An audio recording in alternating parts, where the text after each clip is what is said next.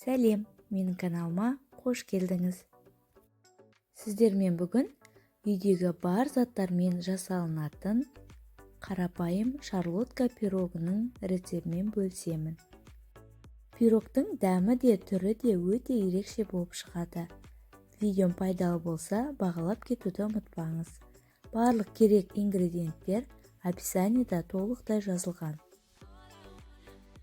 Ең алдымен ыдысымызға жұмыртқамызды жарып аламыз. Одан кейін үстіне қант қосамыз. Ванилин саламыз. Және де шым-шым тұз қосамыз. Енді барлығын ағарғанша миксерді тоқтатпай араластырып тұрамыз. Осылай аппақ болып, 2 есеге ұлғаю қажет. Енді үстіне қаймақ салып, және де сұйық майымызды қосып, тағы да бір миксерлеп аламыз.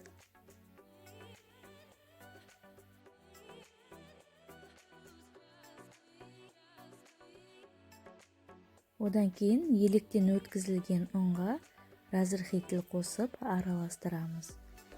Және де осы ұнды сұйықтығымызға қосамыз. Ұнды 3-4 бөлікке бөліп қосып отырамыз.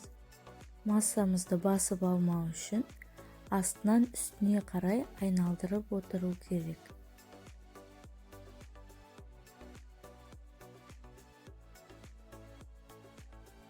Қамырымыз осылай қою емес, сұйық емес, орташа болып шығуы қажет.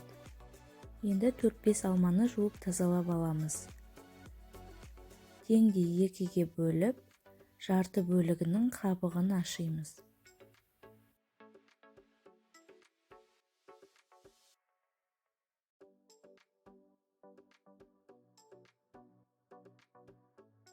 Ашып алғаннан кейін оны турап шығамыз.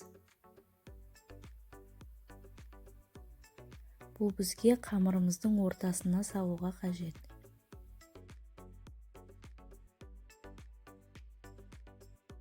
Одан кейін қалған жарты бөлігін осындай бөліктерге бөліп алып, теркадан өткіземіз. Бұл бізге пирогтың бетін сәндеуге қажет болады.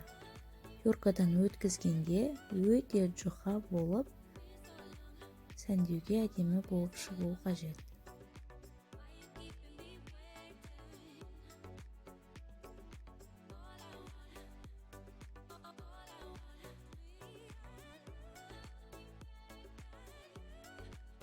Дайын болғаннан кейін формамызды дайындап аламыз. Мен осындай 23 сантиметрлік форманы алдым.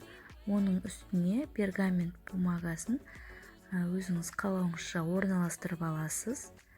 Қайшымен дөңгелек тәрізді етіп кесіп салсаңыздар да болады. Осылай ыңғайлап өздеріңіз қойып алсаңыздар да болады. Және осының үстіне тестамыздың жартысын саламыз.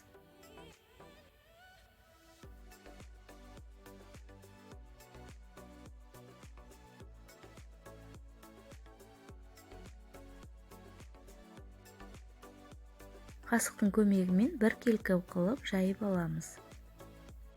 Үстіне қабығы ашылған алмаларымызды осы дәл видеодағыдай біркелкі етіп саламыз.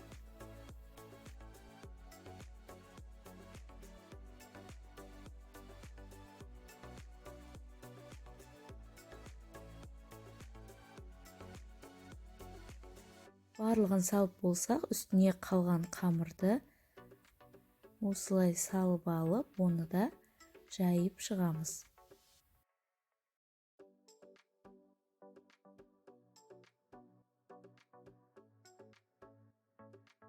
Оның үстіне теркадан өткізіп алған алмамызды гүл тәрізді етіп сәндеп шығамыз.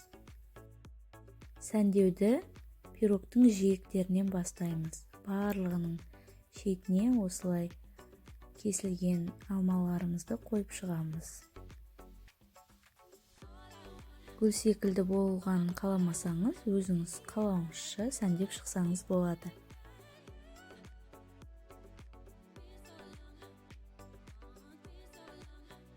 Пирог ауызға салсаң еріп түсетіндей өте дәмді болып шығады достар. Сіздер де жасап көрсеңіздер, ешқандай да өкінбейсіздер.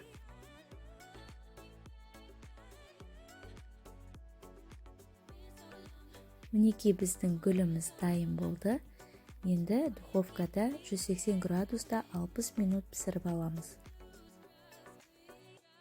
Қараңыздаршы, қандай әдемі болып пісті. Дастарханға осы ыстық күйінде ұсынсаңыздар да өте керемет, жұп-жұмсақ, нәзік пирог барлық қонақтарыңызға ұнайды.